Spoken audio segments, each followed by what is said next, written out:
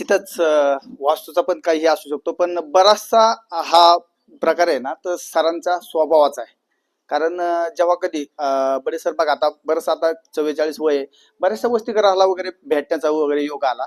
तर रात्री अचानक कुठलंच काही म्हणजे नियोजन नसताना मी अचानक इथं आलो आणि आल्यानंतर ऍक्च्युली काही जे पाहितलं ना मी, तर मी त्याचं गेल्यानंतर पण मनोमनी कौतुक केलं. ते असं मला जाणवलं की रात्री जेवण केलं इथं, मी पण सरांबरोबर जेवलो. तर ज्या पंक्तीत मुलं जेवतायत त्याच पंक्तीत दोघं नवरा बायको जेवताना मला दिसले आणि हे मला खूप प्राऊड फील वाटलं की यार आज बघा झाडा म्हणजे पक्षी सुद्धा आहे ना कुठं पण नाही थांबत. पक्षी सुद्धा असं जर हवेतून जात असेल ना तर त्याला पण कुठं ना कुठं थारा लागतो, तेव्हाच तो तिथं थांबतो. तर हे जे घडतंय ना तर खरंच हे श्रेय तितकंच मॅडमला पण जातं का. तर बघा म्हणतात ना एक सक्सेसफुल पुरुषाच्या पाठीमागे स्त्रीचा हात असतो.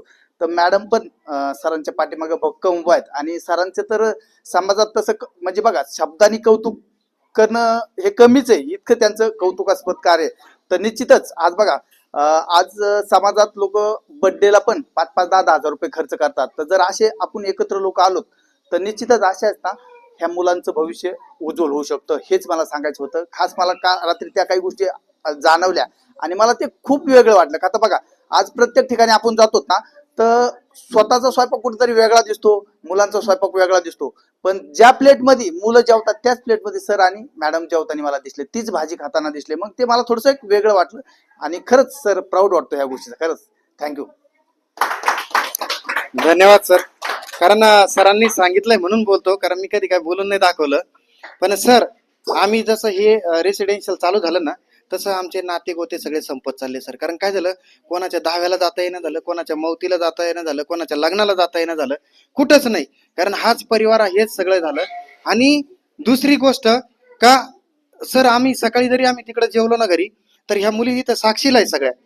कारण संध्याकाळी कुणी जरी बोलवलं सर जेवायला, किती मोठ्या व्यक्तीने बोलवलं सर जेवायला, आम्ही फक्त भेट देणार पण जेवणार नाही सर त्यांच्यात.